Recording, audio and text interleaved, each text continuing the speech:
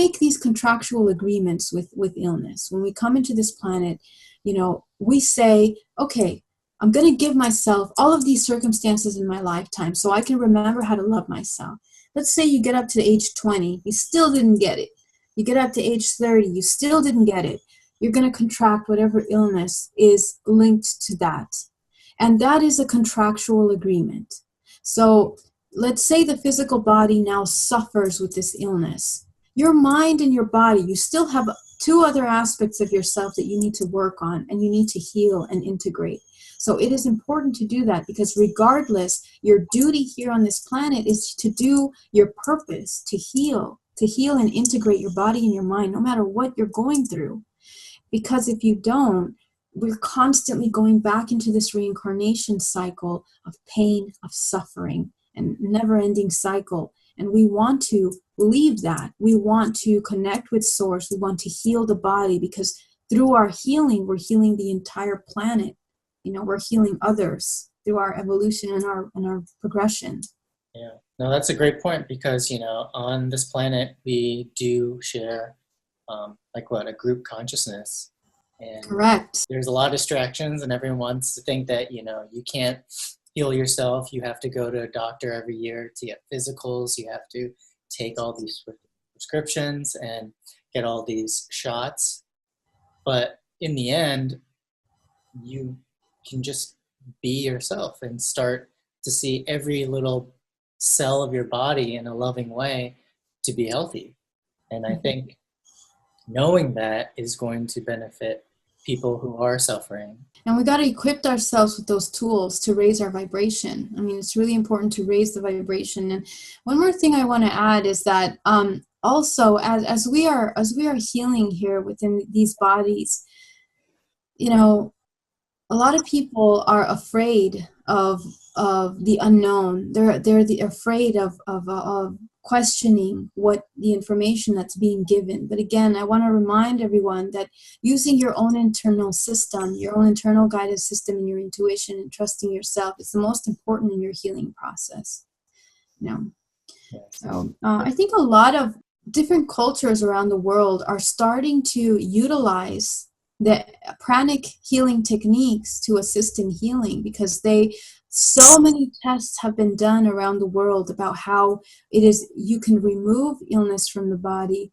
I mean, cancer has been cured multiple times. It has been proven with scientific studies with healing energy. And there's different aspects to that, because it's not just about removing it from the body, but we have to take in consideration that since we're sponges, we also have to focus on our surroundings, our living spaces, because everything is vibration. If we're living in a space full of clutter, full of all kinds of things that are holding on to our exact same vibration that caused the illness in the first place, we're just bouncing off the same energy all the time. So this transformation is not just only within the integration of our bodies, but also within our surroundings and our environment. Our relationships that we are condoning, are we healing the relationships so that we are providing ourselves with a healthy environment, vibrant, peaceful? Is our house filled with clutter? Do we need to get rid of all kinds of things that are holding low vibrations? We need to really allow ourselves space for healing. Within pranic healing, it's important to cleanse energetically the home as well, to provide healing, because studies have shown that even if you're doing pranic healing on a client, within the dirty space, we're going to call it dirty space with all kinds of negative low vibrations, that person will never heal. They might get a little bit better, but they will never heal. So that's another aspect that you need to focus on too. If I feel that if you can experience an illness, you can experience the opposite of that. So Right. like, I always think that there's the vision that let's say you create this illness in your body, just imagine if you start being aware of your thoughts and your consciousness, that you can also experience the full opposite of it, and being so healthy that you never can get sick or get this illness again. Because I feel that once they are conscious of that, knowing that maybe through years of this way of thinking and feeling like, oh, every year I get this cold, You know, like a lot of people say that when it comes winter. Correct. Like, I get this cold every year, and of course I'm like, yeah, you're gonna get a cold then. But if you can just start to realize that, you know, maybe you're not gonna get a cold this year, I think then you won't. You know, Correct. it's just that little flip, I think, is really important for people to understand that you can also experience that exact opposite of it. I love that you brought that up, because here's something that I learned within the past couple years. The belief of illness is what needs to die. Illness only exists within the body that believes that it exists. Okay? If you don't believe in illness, you will not get sick. And I know that that sounds pretty outlandish, but vibrationally, we're talking about the power of the subconscious mind feeding into the energy of illness. And like I told you, it's like an entity that feeds off your creation, your constant feeding of that emotion, that fear, that embodiment of whatever is keeping that alive, because they are like beings that are living. So if we remove our focus, our energy on the belief that it exists, how I heal myself from anything is bringing in white source light and focusing that white source light, that's pranic energy, that's life force, into any kind of ailment which I feel. Let's say a stomach ache. Let's do really simple. Now, if I feel that I ate something bad, there's three things happening there. There's the guilt of what I ate. And number two, the belief of this, let's say a really fattening cheesecake that I shouldn't have eaten.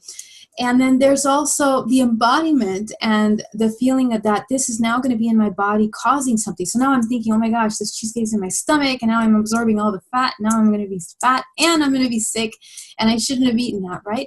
Shouldn't have, right there. That guilt right there, whatever we shouldn't have done in our lives, we need to transform that.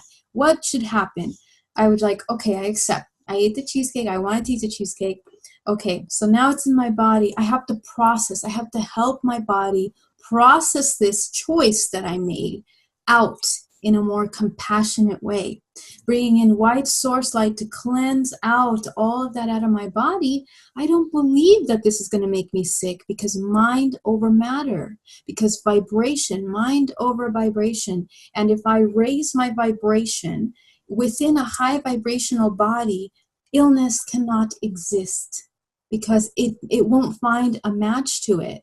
Things need to find each other so that they can grow, right? We need to have dualities within our space. It's merging that fear that you have, removing that out and raising it into joy, into vibrant. And from there, you're going to make better choices. Next time, you're in front of an amazing dessert, you're going to be like, let me think about that twice. And so that's part of your self-love, right? You love yourself so much that you want to make sure that you never put yourself back into that situation again.